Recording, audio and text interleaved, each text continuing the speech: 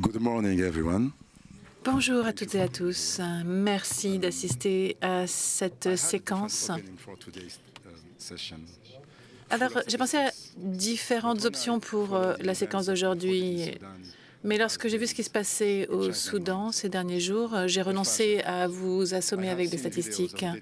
À Facha, j'ai vu des tranchées, j'ai vu des amis, des voisins et des proches dont les corps avaient été jetés les uns par-dessus les uns les autres.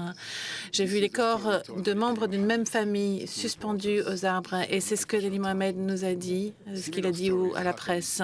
Et ce sont des histoires qui se produisent à Gaza, au Congo et dans le monde entier. Des enfants victimes de conflits armés. La proportion de femmes tuées a été multipliée par 2 par rapport à l'année dernière. Le personnel médical, le personnel humanitaire est tué de manière beaucoup plus importante que par le passé. Des collègues, nos collègues internationaux. Or, les dommages parmi les civils ne sont pas une fatalité. En effet, même les conflits sont régis par des règles. Aujourd'hui, nous avons avec nous, lors de cette table ronde, des invités émérites qui discuteront de l'application du droit international humanitaire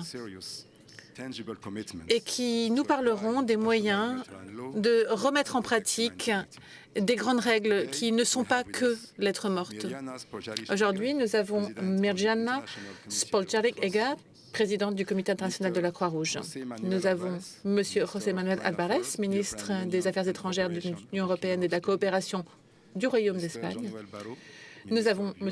Jean-Noël Barrot, ministre de l'Europe et des Affaires étrangères de la République française, et Mme Kasia Ollongren, représentante spéciale pour les droits de l'homme dans l'Union européenne. En tant que votre humble animateur, je suis Hichem Kadraoui, directeur exécutif du Centre pour les civils dans les conflits. Je vais commencer par vous, Mirjana. Les États ont donné au CICR un mandat qui consiste à protéger les conventions de Genève. Aujourd'hui, la règle de droit est menacée à mesure que le respect du droit international humanitaire est érodé et le contourne plutôt que de le protéger. Que se passe-t-il si les acteurs ne protègent pas ce droit? Et comment est-ce que des initiatives internationales avec les États peuvent protéger le droit international humanitaire? Merci, Hichem. Merci et bonjour à tous mes collègues. C'est un honneur d'être ici et de partager l'estrade avec ces invités distingués. Vous ne vouliez pas commencer avec des statistiques. À l'heure actuelle, nous connaissons une décennie de guerre unique. Depuis que j'ai pris ma position, nous avons enregistré plus de 120, 130 conflits armés. Et ce que l'on constate, ce n'est pas seulement une augmentation du nombre de conflits par rapport aux décennies précédentes, mais ce qui est frappant, c'est que l'on voit non seulement des conflits internationaux, c'est-à-dire une augmentation du nombre de conflits entre États, mais également des conflits de plus en plus importants. 12 millions de personnes déplacées au Soudan, quelque chose qu'on n'avait jamais vu par le passé. Gaza, complètement détruite, sinon oblitérée. Quelque chose qu'on n'avait jamais vu avant. Plus de 150 000 personnes disparues entre l'Ukraine et la Russie. Et on sait que ça n'est qu'une portion de la réalité. On craint de ne jamais retrouver ces gens, y compris des soldats et des soldates. La guerre d'attrition, le niveau de destruction, le niveau de souffrance dépasse de loin ce que l'on a pu connaître dans les décennies précédentes. Voilà qui nous ramène aux règles de la guerre, comme l'a évoqué Hichem. Mais nous allons y revenir. Dans notre expérience, c'est le seul moyen de freiner ce tsunami. Nous avons vu la réalité de ce qui se passe lorsqu'il n'y a pas de pression politique. Nous l'avons vu à Gaza. Lorsqu'il n'y a pas de volonté politique, il n'y a pas de place pour la négociation, il n'y a pas de place pour des discussions qui mènent à un cessez-le-feu. Alors je suis reconnaissante à la France et aux 6 États qui ont été à l'origine de l'initiative qui a donné naissance à cet élan politique qui se prendra forme l'année prochaine. Et c'est 92 États maintenant qui soutiennent ce mouvement. Cette prise de conscience du fait qu'il n'y aura pas de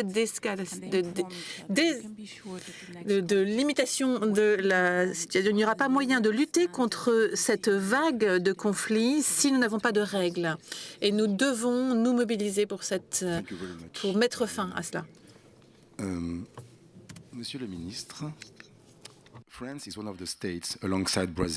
la France fait partie des pays, avec le Brésil, la Chine, la Jordanie, le Kazakhstan et l'Afrique du Sud, qui ont contribué au lancement de cette initiative. Comment est-ce que la France utilise les outils à sa disposition et veille à ce que cela ne soit pas simplement une initiative ancrée dans les mots? If you need translation, or if you don't have translation, raise your hand, and I will at least do part of this in English. Je veux renforcer ce que vient de dire Mirjana à l'instant. Ce que les chiffres nous disent, c'est que nous sommes entrés dans une période où le droit international humanitaire est foulé aux pieds, où les guerres deviennent beaucoup plus sales qu'elles ne l'étaient auparavant. Ce sont les Nations Unies qui nous disent que, avec 150 millions de personnes déplacées, au travers des 120, 130 conflits qu'évoquait Mirjana, nous atteignons aujourd'hui un niveau record en matière de violation de la dignité de la personne humaine et des droits humains. Penchez-vous, puisque le cas du Soudan a été évoqué avec la chute d'El Fasher qui nous fait craindre le pire, penchez-vous sur la situation à l'est de la République démocratique du Congo, et plus particulièrement sur la situation humanitaire, qui sera au cœur de la conférence que nous accueillerons cet après-midi à Paris pour apporter des réponses. Ce sont près de 28 millions de personnes qui sont en situation de crise alimentaire, dont 5 millions en situation de crise aiguë. C'est 7 millions de personnes déplacées. C'est une femme violée toutes les 4 minutes, et c'est le risque majeur de voir ressurgir des épidémies dévastatrices comme le HIV, le VIH ou encore Ebola. Ce dont nous nous apercevons au Soudan, à l'est de la République démocratique du Congo, à Gaza, c'est que le droit de la guerre, le droit international humanitaire est foulé aux pieds et que non seulement le nombre de conflits augmente, mais la manière de faire la guerre se dégrade. Et chaque fois qu'elle se dégrade, comme l'a dit Mirjana, c'est une nouvelle jurisprudence qui s'installe avec une carte blanche donnée aux belligérants dans d'autres théâtres pour se comporter de la même manière. Il faut évidemment que cela s'arrête. Et je veux qu'on distingue dans ce panel ce qui relève du droit international, de la résolution du conflit, de ce qui relève du droit de la guerre et du droit international humanitaire. N'ayons pas la prétention dans ce panel de mettre fin à tous les conflits, mais travaillons de concert à ce que, lorsque des conflits éclatent, ils préservent les civils, ils préservent les travailleurs humanitaires, ils préservent la dignité de la personne humaine. Pour ça, la France s'engage de différentes manières. Et c'est sa responsabilité, son devoir, en tant que membre permanent du Conseil de sécurité. D'abord en plaidant activement pour débloquer le Conseil de sécurité dans sa capacité et dans sa responsabilité de veiller à ce que le droit international humanitaire puisse être respecté. Pourquoi nous appelons à ce que deux sièges de membres permanents puissent être attribués à l'Afrique, que le Japon, l'Inde, le Brésil, l'Allemagne puissent siéger également au Conseil de sécurité de manière à ce qu'il soit plus représentatif et que ses décisions soient plus légitimes. Premier élément. Deuxième élément, nous portons avec le Mexique, depuis des années maintenant, une initiative qui vise à limiter le droit de veto en cas d'atrocité de masse. Plus d'une centaine de pays soutiennent cette approche. Ça peut paraître un peu éloigné du sujet qui nous rassemble ce matin, mais au fond, c'est un sujet qui est directement lié au respect du droit international humanitaire, puisque dès lors que le droit de veto ne s'appliquerait pas en cas d'atrocité de masse, alors le Conseil de sécurité pourrait agir beaucoup plus résolument pour mettre fin à des catastrophes humanitaires telles que celles que nous avons pu observer ces dernières années. Et puis, troisième initiative, celle que le CICR a lancée, en nous proposant, avec le Kazakhstan, la Jordanie, le Brésil, l'Afrique du Sud et la Chine, de porter ensemble. Je me réjouis que cette initiative soit soutenue par un grand nombre de pays, et dont l'Espagne, qui porte une voix singulière et forte sur ces questions. Et je remercie beaucoup mon collègue ministre des Affaires étrangères, avec lequel nous échangeons beaucoup de ces sujets, d'être présent aujourd'hui au Forum de Paris sur la paix et d'avoir choisi, parmi les nombreuses segments auxquels il aurait pu participer, ce segment consacré à la défense et au respect du droit international humanitaire. Et au travers de lui, je veux remercier l'Espagne, qui est un soutien de longue date du Forum de Paris sur la paix, ce qui témoigne de son attachement au multilatéralisme et aux logiques de coopération pour la résolution des enjeux mondiaux. Donc cette initiative, je vais vous parler très, très librement et en toute transparence. C'est à la fois pour porter un message politique de soutien de la part d'un grand nombre de pays au respect du droit international humanitaire, et c'est la mise en commun de bonnes pratiques pour le respect du droit international humanitaire, parce que les questions humanitaires sont parfois instrumentalisées à des fins politiques, mais parfois on manque tout simplement, les armées, les belligérants manquent tout simplement de savoir-faire pour que le droit international humanitaire soit respecté. À ce stade, même si je me félicite que cette initiative portée par le Comité international de la Croix-Rouge ait recueilli un grand nombre de soutiens, je dois dire que j'ai été un peu déçu. Puisque lorsque nous sommes rassemblés à New York pour formellement acter la création de ce groupe et nous projeter toutes et tous vers la conférence internationale de 2026 qui sera consacrée à ce sujet, j'avais proposé que nous puissions, avec les membres fondateurs, prendre une première déclaration sur la situation humanitaire, notamment à Gaza, qui me paraissait être consensuelle, en faisant abstraction des considérations politiques et en se concentrant sur le respect du droit international humanitaire. Nous ne sommes pas parvenus, à l'époque, à prendre une telle déclaration.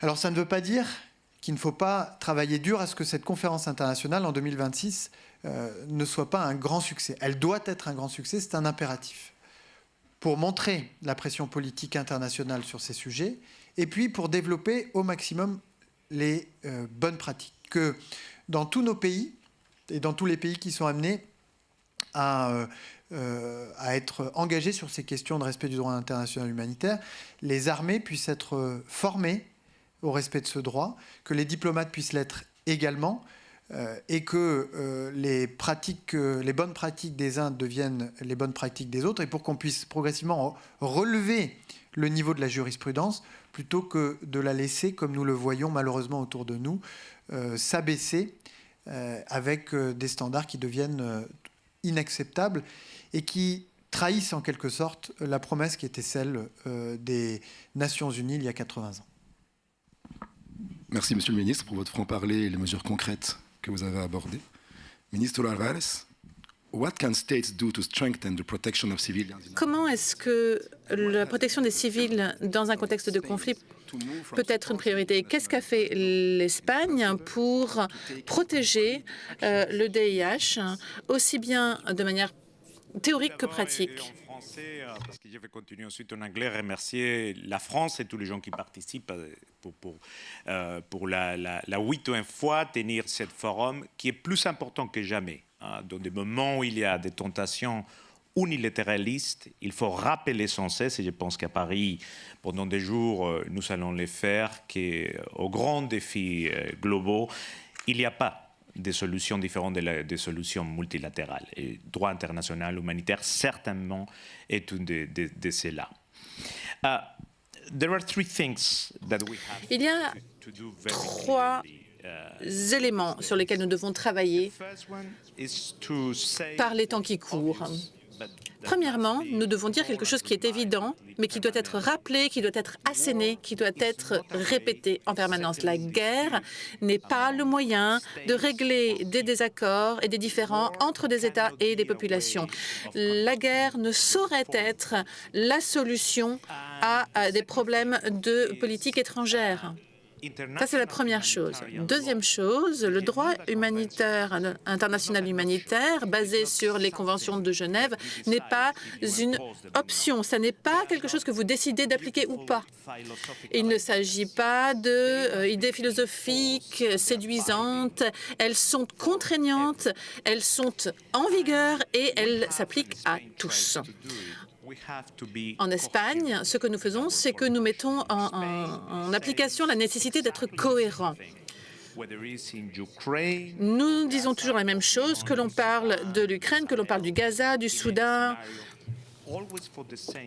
Nous assonons le même principe en permanence, nous avons les mêmes objectifs, à savoir la définition, la protection des civils telle qu'il est édicté dans la lettre du droit international. Il est interdit de régler nos différends entre États aux dépens de la population civile. Et ça, c'est parfaitement clair. Toute dérogation à ces règles est une dérogation au droit international humanitaire. Il y a des mécanismes de responsabilité. Encore une fois, les conventions de Genève ne sont pas une option et le droit international humanitaire s'applique à tous, que l'on soit un État ou un groupe armé au sein d'un pays. La protection des civils est un impératif absolu. Vous ne pouvez pas vous tourner contre la population civile, vous ne pouvez pas bafouer le droit international, vous ne pouvez pas empêcher du personnel médical ou humanitaire d'entrer dans le pays. Et voilà les mécanismes de responsabilité. Et c'est quelque chose qui peut finir devant les tribunaux internationaux, que ce soit la justice internationale qui se manifeste par la Cour pénale internationale ou le tribunal international de justice. On ne doit pas avoir peur de mettre des mots sur les réalités. Un crime reste un crime, quelle que soit la personne qui le commette. Encore une fois, nous sommes très attachés à cette idée de cohérence. Sans une telle cohérence, cela affaiblirait notre action diplomatique et cela nous affaiblirait également vis-à-vis de nos partenaires qui pourraient légitimement nous accuser de faire 2 poids 2 mesures et d'appliquer des règles différentes selon les personnes auxquelles on s'adresse et selon les personnes dont on parle. En Espagne, nous sommes très attachés à cette idée. Nous sommes également attachés à l'idée selon laquelle nous avons un discours politique qui est toujours non seulement cohérent, mais également pragmatique. Nous poursuivons toujours les mêmes objectifs. Nous devons d'abord mettre les choses en action, ce qui signifie financement. Et pour ce faire, nous avons triplé le montant de notre assistance humanitaire. La nuit dernière, nous avons pris la décision d'envoyer l'un de nos hôpitaux de terrain en Jamaïque où la tempête a eu pour conséquence des destructions considérables. Mais ce n'est pas que la Jamaïque, c'est également l'Ukraine, c'est également d'autres pays. Dès que nous en avons la possibilité, nous nous rendrons à Gaza, nous aiderons la population. Et nous devons également financer les organisations internationales. Si vous choisissez UNRWA aujourd'hui, il est plus important que jamais d'être aux côtés des organisations qui en ont besoin. On a besoin de protéger et de fournir des aliments aux 6 millions de populations en Palestine qui dépendent de l'intervention du UNWRA. Donc plus que jamais, il est capital, à l'instar de l'Espagne, qui a multiplié par 3 son budget humanitaire, d'être toujours à l'écoute des besoins des populations civiles. Au niveau européen, au niveau onusien, nous avons une coalition de bonne volonté. Nous avons une voix européenne qui s'exprime de manière très forte, notamment sur le dossier du Proche-Orient.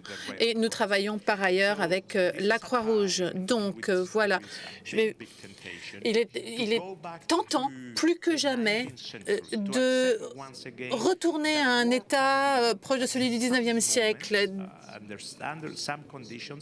Il est tentant de se dire que la politique étrangère peut être menée de manière un peu antédiluvienne.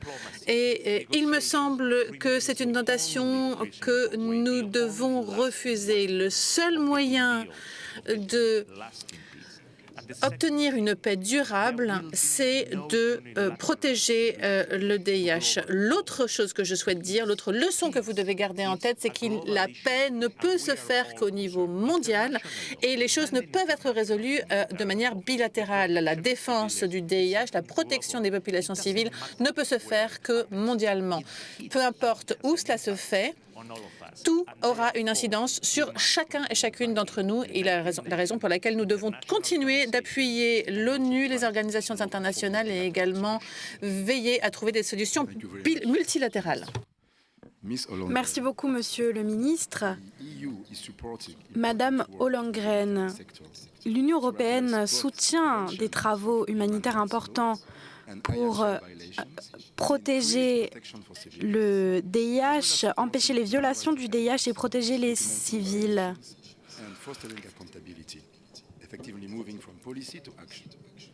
Il faut passer de la théorie à la pratique, cependant.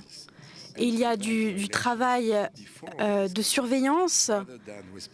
Comment prévenir les conflits plutôt que de répondre aux situations en cours? Merci pour cette question. Merci aux autres panélistes. Je pense que nous sommes dans un panel où tout le monde est d'accord. Nous soutenons tous l'état de droit, le DIH, la prévention des conflits également. Pour répondre à votre question, pourquoi est-ce que l'UE se concentre sur la prévention et l'action? Eh bien, c'est parce que nous voyons bien ce qu'il se passe. Il y a un paradoxe. Nous avons construit des systèmes internationaux d'état de droit. Et ces systèmes sont extrêmement accessibles aujourd'hui, mais ils sont également extrêmement menacés. Nous avons parlé de l'UNRWA, nous avons parlé de la Cour de justice internationale, la Cour pénale internationale. Toutes ces institutions sont attaquées, sont remises en question. Et donc nous devons nous soulever contre ce paradoxe. Nous devons travailler à corriger ce récit.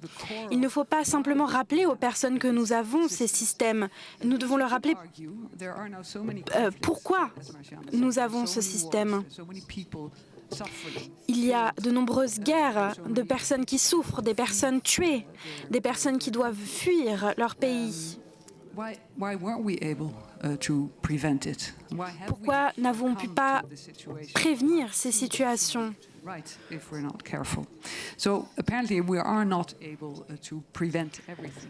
A priori, nous ne sommes pas capables de tout prévenir, évidemment.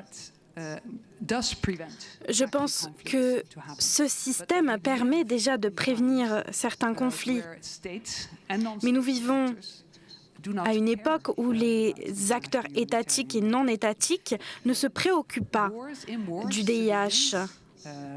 Les guerres Les civils, le système de santé, l'aide humanitaire sont censés être protégés par nos règles, mais ce n'est pas le cas. Nous le voyons aujourd'hui au Soudan, à Gaza, en Ukraine, au Myanmar et dans d'autres pays à travers le monde. Cela ne veut pas dire qu'il ne faut pas continuer à se battre pour protéger tout cela. Et je pense que c'est ce que l'UE essaye de faire. Nous devons porter cette voix dans le monde.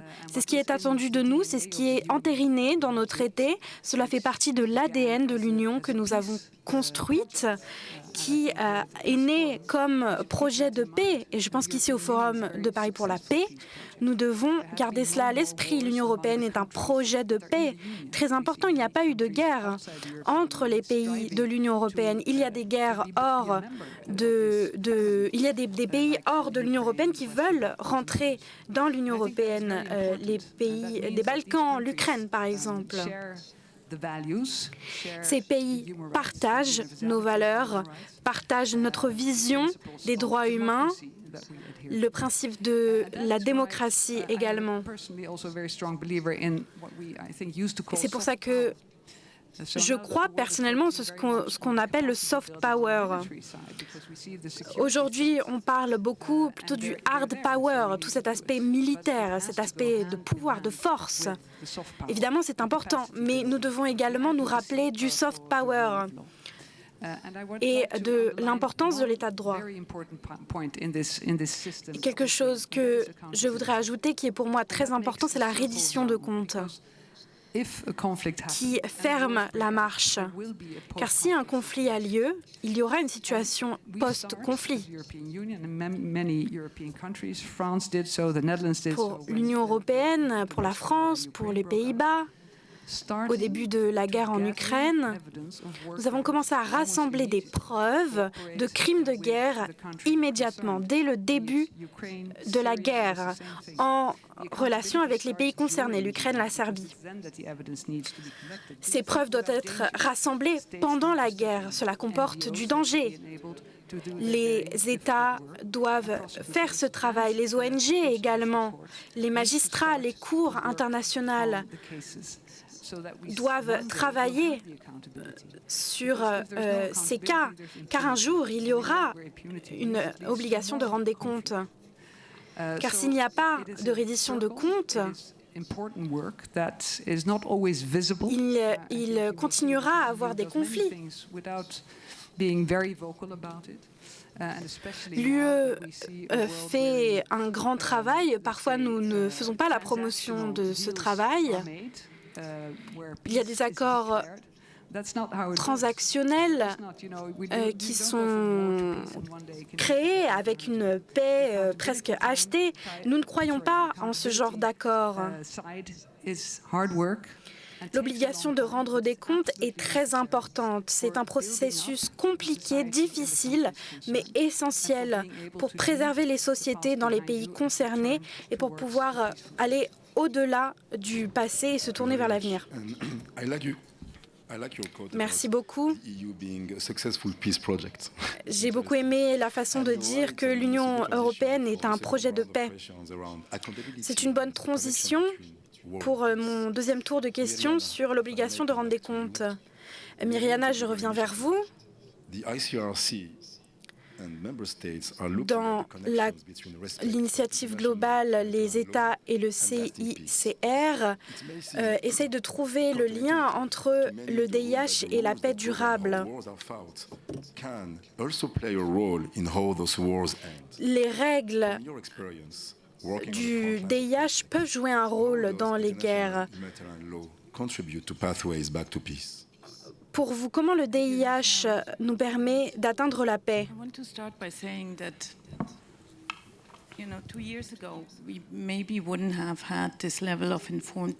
Il y a 2 ans, je pense que nous n'aurions pas eu ce genre de débat sur le droit de la guerre et l'importance du droit de la guerre. 1 an après le début de l'initiative, nous voyons déjà des résultats. Nous avons mené des centaines de consultations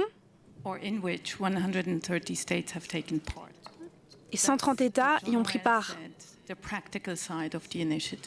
Voilà l'aspect pratique de l'initiative.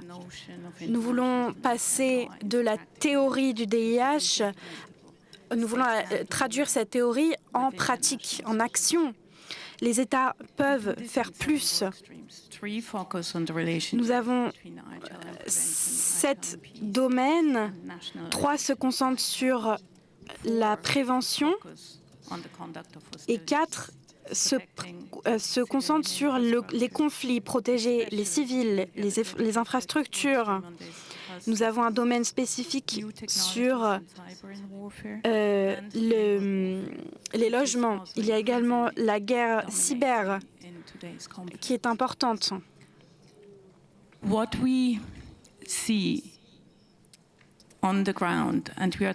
Ce que nous observons sur le terrain, notamment à Gaza, en République démocratique du Congo, en Thaïlande, au Cambodge, au Soudan et dans nombre d'autres endroits, que la première étape, le premier pas vers la paix est un pas humanitaire.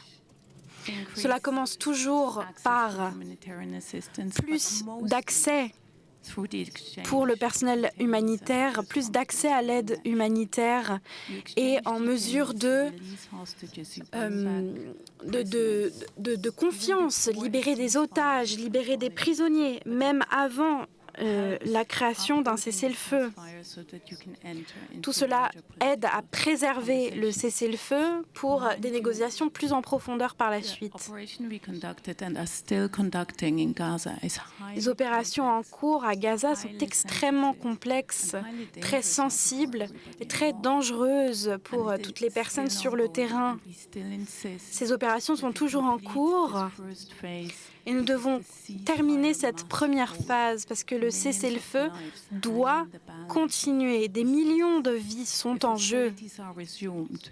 Si les hostilités reprennent, il n'y a plus aucune résilience du côté des populations.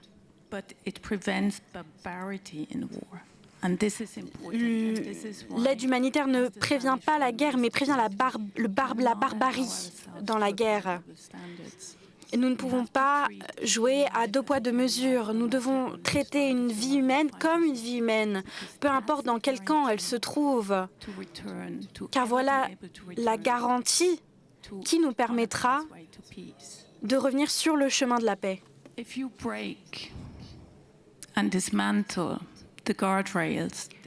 Si on détruit les garde-fous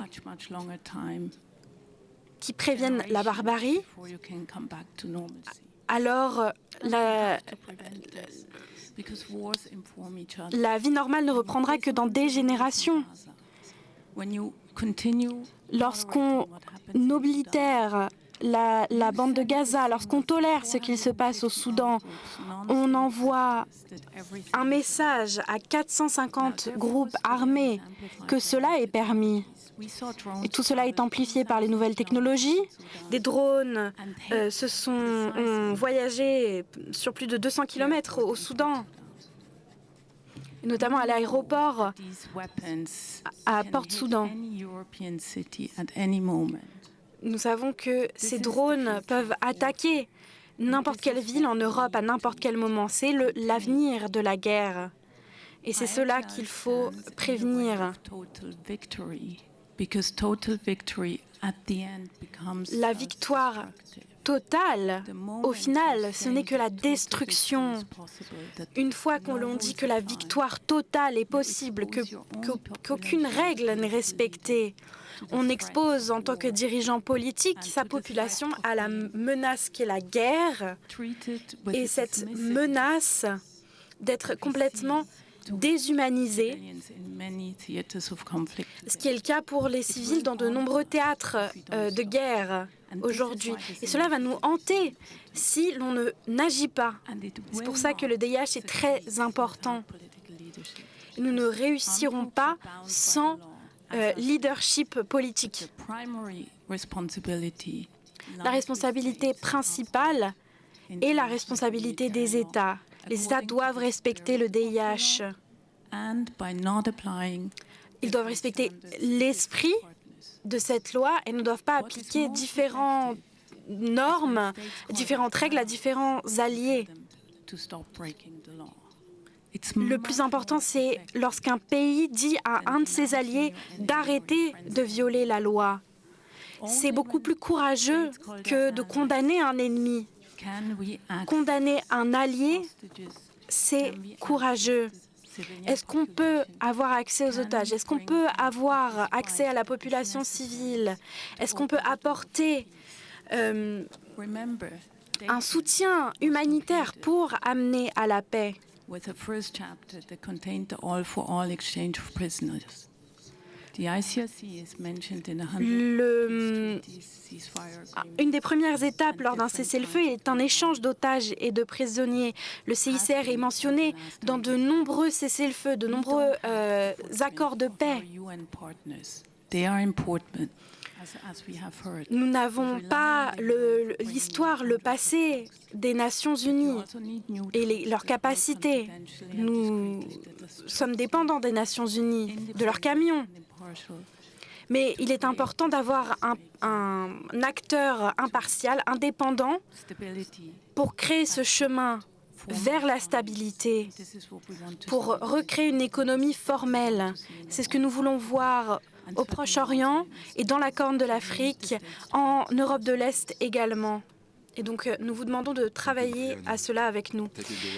Merci, Myriana. Vous avez parlé de cette première étape vers la paix et de cette pression d'État contre les autres.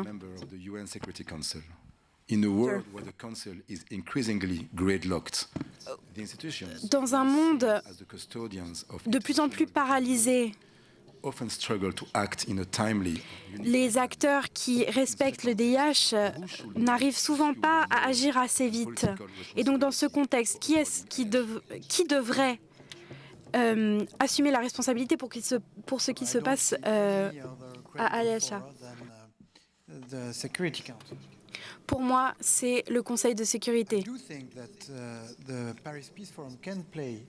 Je pense que le Paris Peace Forum peut jouer un rôle important, notamment pour ces conflits ou ces tensions oubliées, ces tensions qui peuvent ensuite mener à une guerre ouverte. C'est le cas pour certaines régions en Afrique, pour les Balkans, les Balkans occidentaux. Et vous l'avez remarqué, nombreux acteurs de ces régions sont présents à cette 8e édition. Et le président Emmanuel Macron a eu une réunion avec 3 responsables du gouvernement de Bosnie-Herzégovine. Et c'était vraiment quelque chose d'inédit. Et donc je pense que le forum peut faciliter la discussion, peut réduire les tensions et peut nous permettre d'éviter des conflits à l'avenir. Mais le Conseil de sécurité doit et devra jouer un rôle extrêmement important à l'avenir. C'est pour cela que nous voulons une réforme du Conseil de sécurité pour pouvoir aller passer outre le droit de veto et pour que les règles les plus basiques du DIH soient respectées. C'est l'initiative veto que nous portons avec le Mexique. Nous avons besoin d'un Conseil de sécurité plus légitime. C'est pour cela que nous voulons que les membres permanents soient agrandis, pour que la décision du Conseil de sécurité porte le poids et soit plus représentative, représente le monde d'aujourd'hui, pas le monde d'il y a 80 ans. Donc nous travaillons de manière ardue pour tout cela. Et encore une fois, je pense que le forum peut être un rendez-vous important pour tous ceux qui se préoccupent du multilatéralisme, pour qu'ils se rassemblent, trouver des moyens de construire des coalitions pour ne pas rentrer. Il ne s'agit pas de rentrer en compétition avec le multilatéralisme traditionnel, mais de créer quelque chose en parallèle. Merci beaucoup. Donc, réformer plutôt que remplacer. Voilà votre message. Monsieur Alvarez, l'Espagne s'est soulevée contre les violations du DIH à Gaza plutôt. Et vous avez pris des mesures contre Israël. Comment s'assurer que les personnes qui violent le DIH soient obligées de rendre des comptes? Je pense que c'est un élément clé qui sera clé au cours des prochains mois et des prochaines années.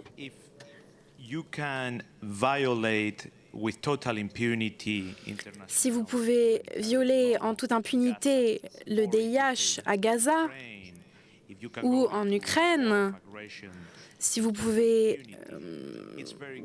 envahir un pays en toute impunité, alors il est clair que le monde à l'avenir sera plus dangereux pour tous. Nous devons mettre en place des principes très clairs et l'Espagne le fait. Un de ces principes est le suivant.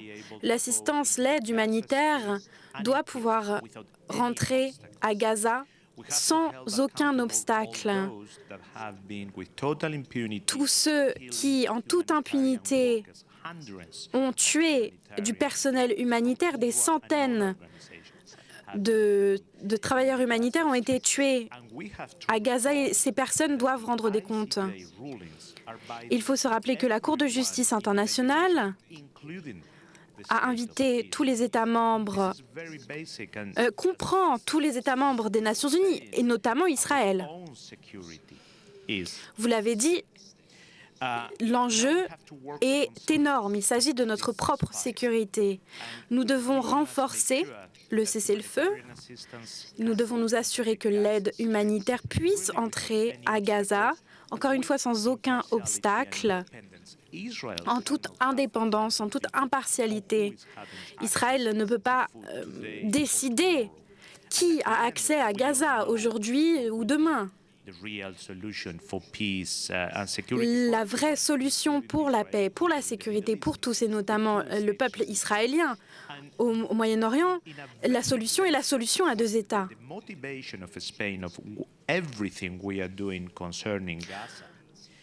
Tout ce que nous faisons en Espagne pour Gaza est motivé par deux choses. Premièrement, nous voulons être cohérents. Cohérents par rapport à tout ce que nous disons sur d'autres conflits, notamment en Ukraine. Nous respectons le droit humanitaire international en Ukraine et nous le faisons également à Gaza. Deuxièmement, nous sommes un pays qui n'accepte pas que le seul moyen d'avoir une relation au Moyen-Orient entre le peuple israélien et le peuple palestinien est à travers la violence. Ce n'est pas possible. Il doit y avoir une autre solution que la violence. La France et l'Espagne le savent bien. La question de la frontière était une sorte de malédiction biblique pour nous entre la France et l'Espagne. Et aujourd'hui, nous avons créé un cercle vertueux. Nous coopérons ensemble. Et nous pensons que cela est possible également au Proche-Orient, notamment pour la Palestine et Israël. Au fond, ce qui est important pour arriver à la solution à deux États, c'est qu'il faut respecter le droit international humanitaire, sinon il faudra rendre des comptes. Oui, l'obligation de rendre des comptes est très importante. Le cadre de l'Union européenne parle d'impunité, d'obligation de rendre des comptes et que tout cela est prioritaire. Étant donné que le droit international humanitaire est violé, souvent sans répercussion, que faites-vous pour soutenir les mécanismes de justice internationaux comme la Cour de justice internationale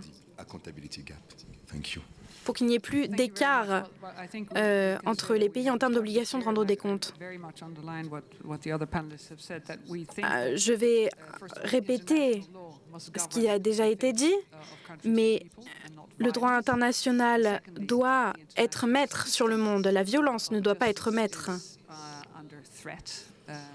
Les systèmes de justice sont menacés aujourd'hui.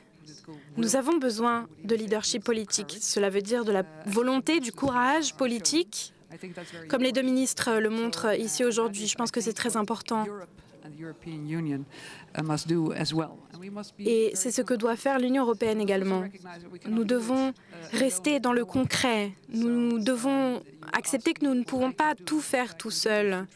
Donc vous me demandez ce que je peux faire. Eh bien, ce que je peux faire, c'est de rassembler les personnes, promouvoir la création de coalitions et me connecter à la société civile. La société civile qui joue un rôle très important.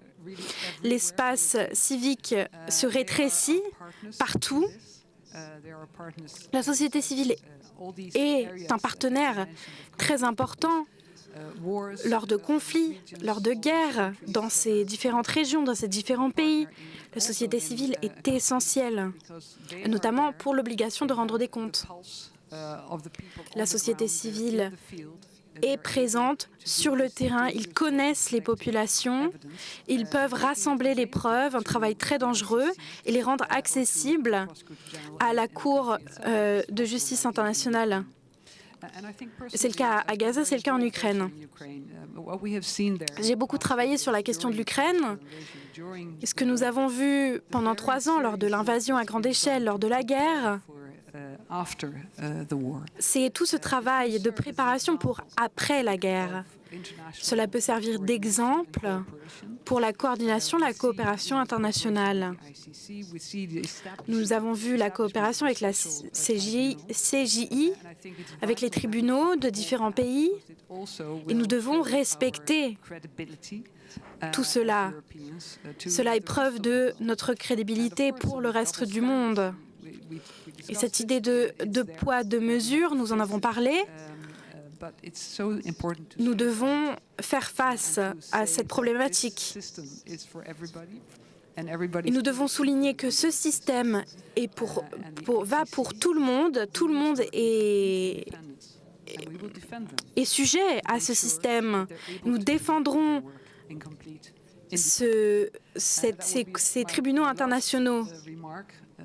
Et dernière remarque, je souhaite répéter que sans obligation de rendre des comptes, l'impunité régnera. Nous vivons une période difficile et c'est une responsabilité pour nous, mais nous devons la respecter. J'étais enquêteur à la Cour de justice internationale sur la question du Soudan et du Congo. Et donc je vous remercie pour vos mots. Pour clore, il y a de plus en plus de conflits à travers le monde. Il y a de plus en plus de violations du DIH. Ces principes sont mal interprétés, sont questionnés, sont bafoués. Le défi aujourd'hui n'est pas seulement de réaffirmer les principes du DIH, mais de prendre des actions concrètes, comme nos panélistes l'ont dit aujourd'hui. Ce forum, le Forum de Paris pour la paix, est une des meilleures façons de parler de ces problématiques de manière théorique, mais également concrète. Cela nous permettra de garantir que le DIH reste concret, reste pertinent dans les conflits d'aujourd'hui. Le monde est au bord d'une falaise et c'est la responsabilité de tous, les dirigeants politiques, les civils, les États, de protéger les civils. Protéger les civils doit rester un objectif politique et militaire. Je veux remercier les panélistes et merci de les applaudir.